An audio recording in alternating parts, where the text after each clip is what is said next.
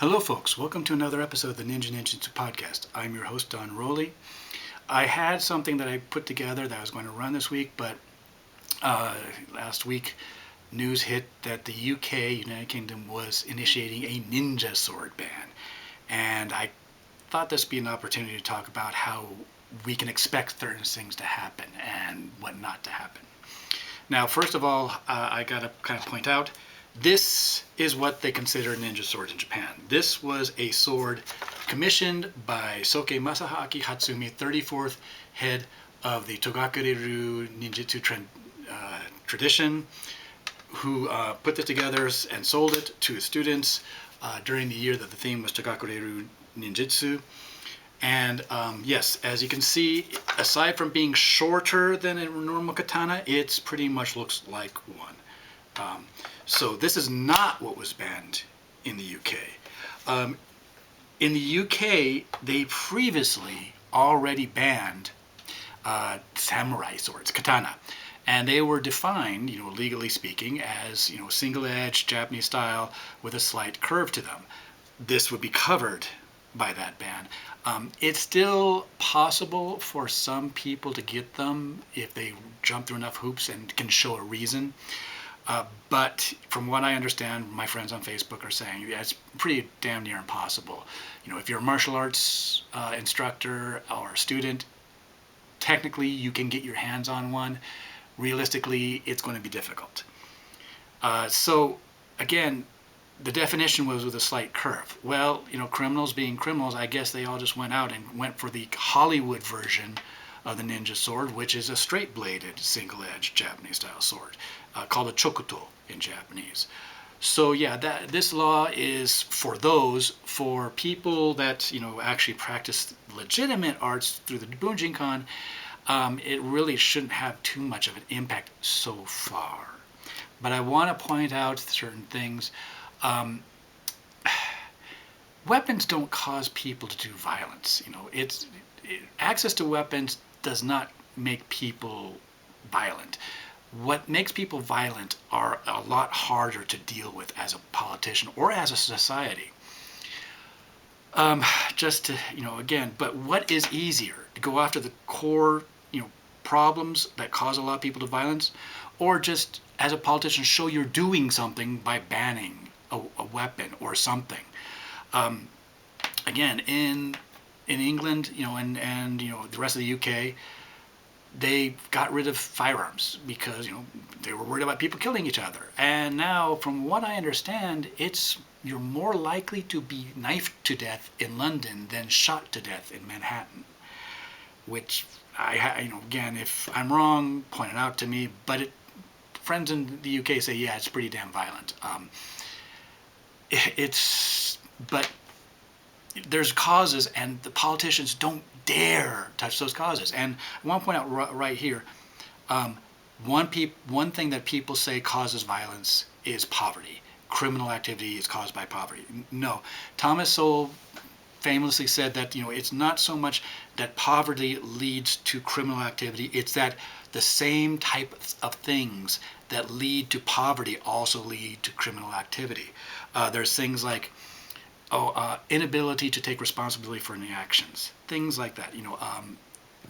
Inability to delay gratification. You got to have it now. These types of things will make you poor, and they are more likely to lead to criminal activity than somebody raise something else. And basically, there's just give three areas of what leads to violence. First of all, is how you raise your kids. That's big, obviously. The best parents can still have a bad apple. I've seen it happen, but you look at the way some kids are raised, they're doomed. And if you're a teacher having to deal with them, you're dealt with anger because they are little creeps, little shits, but that they're doomed and they're going to end up in jail or dead someday.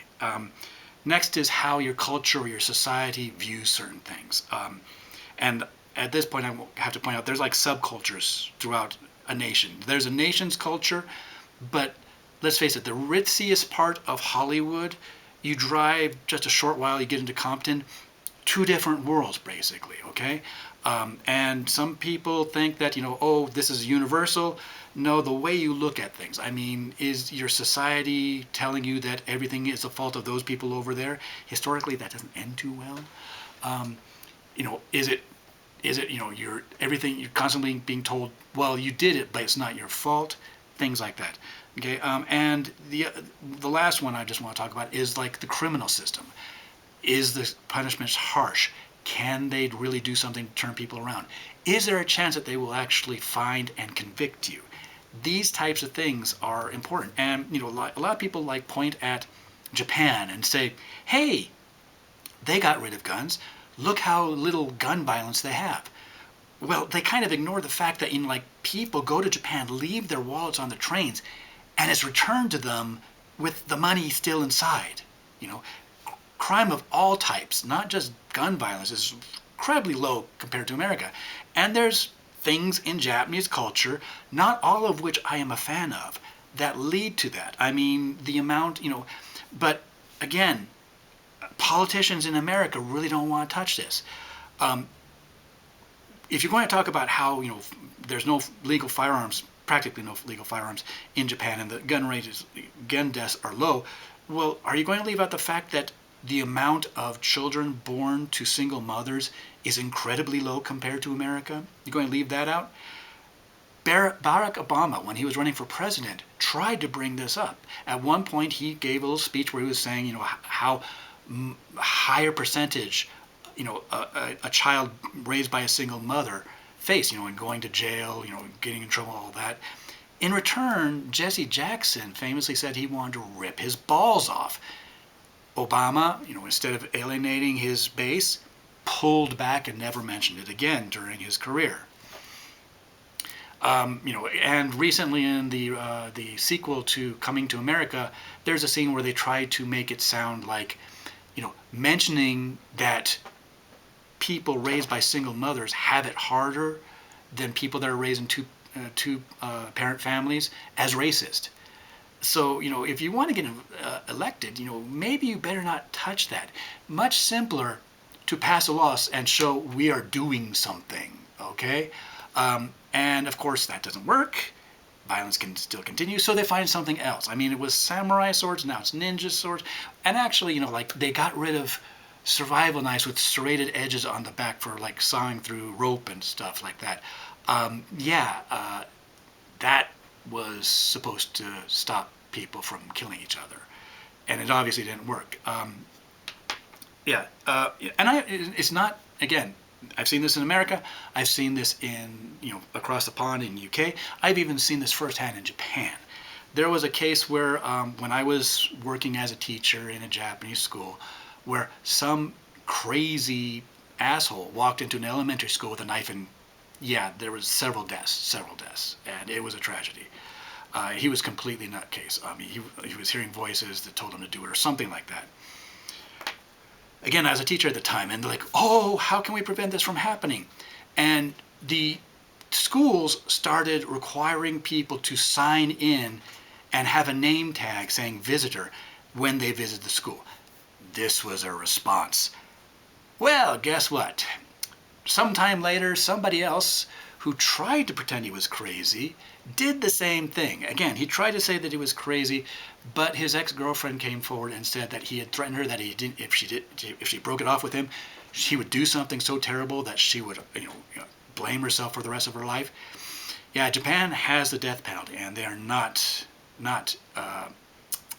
reluctant to use it in certain cases. And this guy really needed it.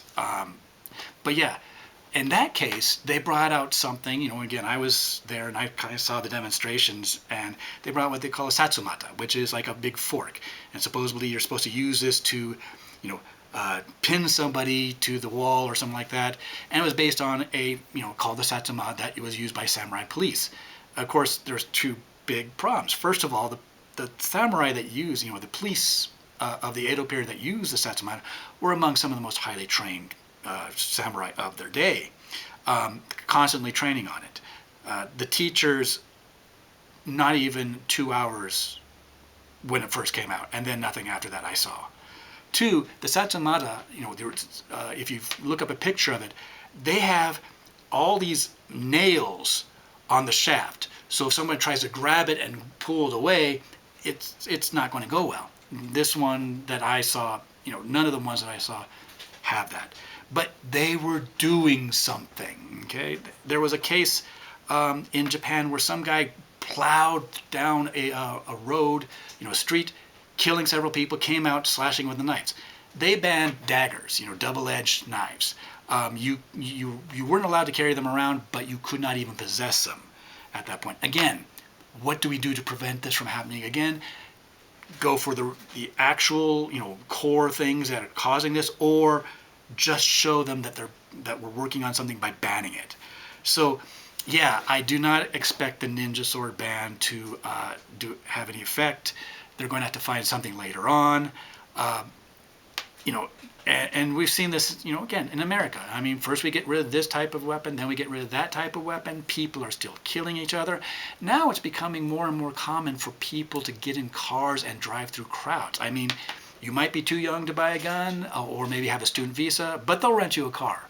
And yeah, that's just a reality. The politicians will keep passing laws because the violence will continue, and the violence will continue because they will not deal.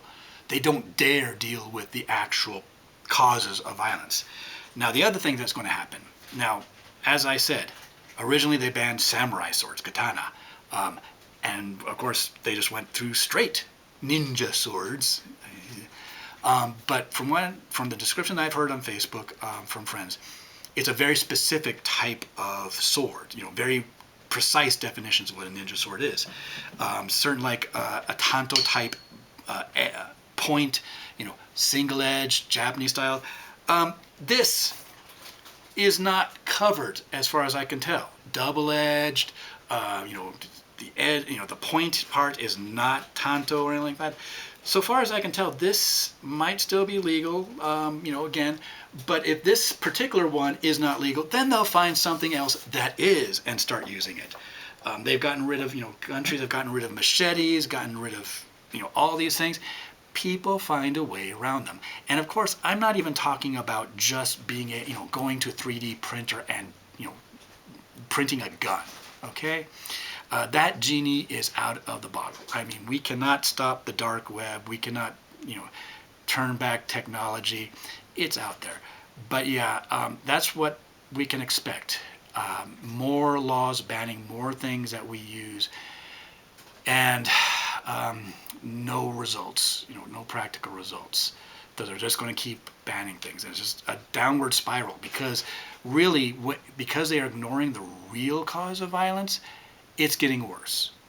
And, the causes are getting stronger, the violence is getting worse, politicians are getting more eager to find something to blame, ban, and then show their constituents before the next election, this is what I did. Statesmen think about the next generation. Politicians think about the next election. And that's the reality of it. So just think of that, and maybe think about hiding certain things before they are banned. I mean, shurikens, nunchaku, all these things. If they haven't been banned where you are, in your state or your country, I'm going to predict that within the next 5 to 10 years, someone's going to bring up the idea. Stay safe.